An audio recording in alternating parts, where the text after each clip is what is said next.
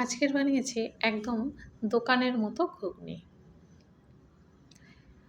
প্রথমে নিয়েছি আমি ৩০০ গ্রাম মটর, শুকনো মটর নিয়ে নিয়েছি। এর মধ্যে আমার ছেলে জল দিয়ে দিচ্ছে, আমার কাজে হেল্প করছে। যাই হোক, বেশ কিছুক্ষণ ভেজেছে।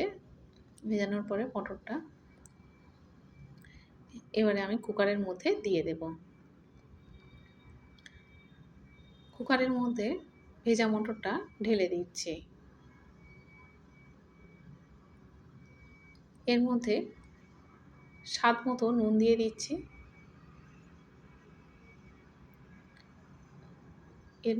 আবার একটু জল দিয়ে দেব, দিয়ে এটা সিদ্ধ করে নেব।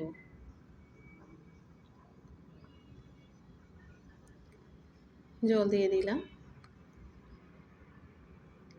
ঢেকে দেব।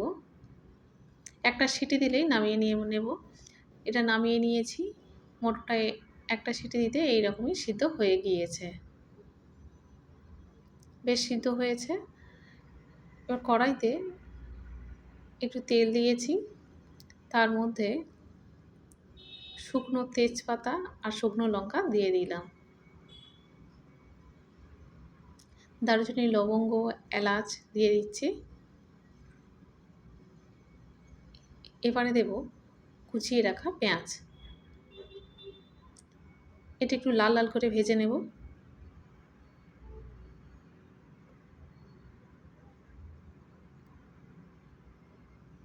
এর মধ্যে গোটা জিরে একটু দেব। ১ চামচ গোটা জিরে দিয়ে দিয়েছি। ১ চামচ রসুন বাটা দিচ্ছি।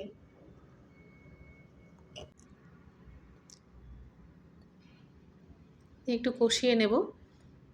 এবার কুচিয়ে রাখা টমেটো এর মধ্যে দিয়ে দিলাম।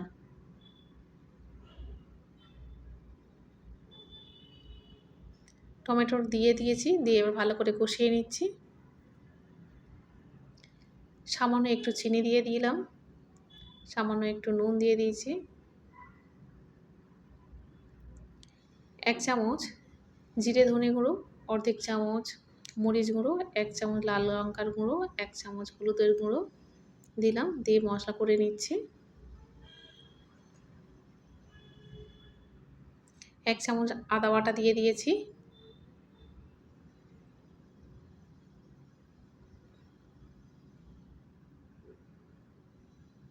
এবার দেব একটু স্বাদ হওয়ার জন্য সামান্য একটু হিং। এর মধ্যে দিয়ে দিয়েছি। মশলা থেকে তেল ছেড়ে দিয়েছে। এবার কুচিয়ে রাখা আলুগুলো এর মধ্যে ঢেলে দিলাম। খুব ছোট ছোট করে কেটেছি, একটুতেই সিদ্ধ হয়ে যাবে। সামান্য একটু জল দিয়ে দিলাম।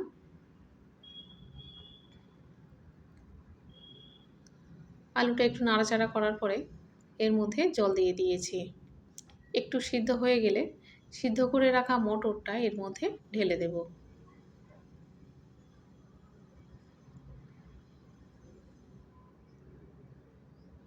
এটা ফুটতে শুরু করে দিয়েছে।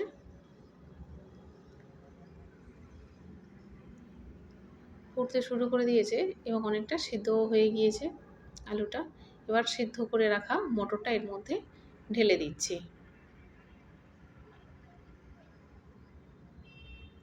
একটু নাড়াচাড়া করে নিয়ে আর একটু জল ঢেলে দিতে হবে।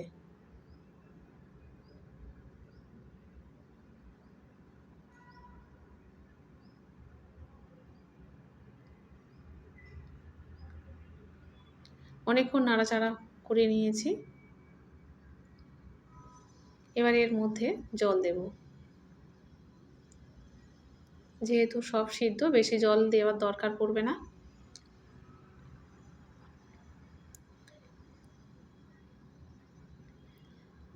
এটা বেশ ফুটতে শুরু করে দিয়েছে। এর মধ্যে কুচিয়ে রাখা লঙ্কা এবং ধনেপাতা দুটোই দিয়ে দিলাম। জলটা একটু কমে গেলে ঘুগনিটা হয়ে যাবে।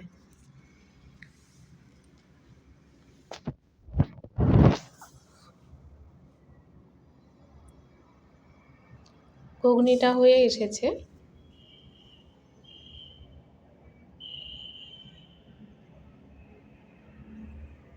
এবার এর মধ্যে দিয়ে দেব একটু গরম মশলা, 1 চামচ গরম মশলা এর মধ্যে দিয়ে দিলাম। ঘুগনিটা হয়ে গিয়েছে, একদম দোকানের মতো। আমি অর্চনা, আপনারা দেখছেন মাই সেলফ দীপ্তেন্দ্র। অবশ্যই করে লাইক, শেয়ার, কমেন্ট এবং সাবস্ক্রাইব করবেন। দেখা হবে আবার পরের ভিডিওতে।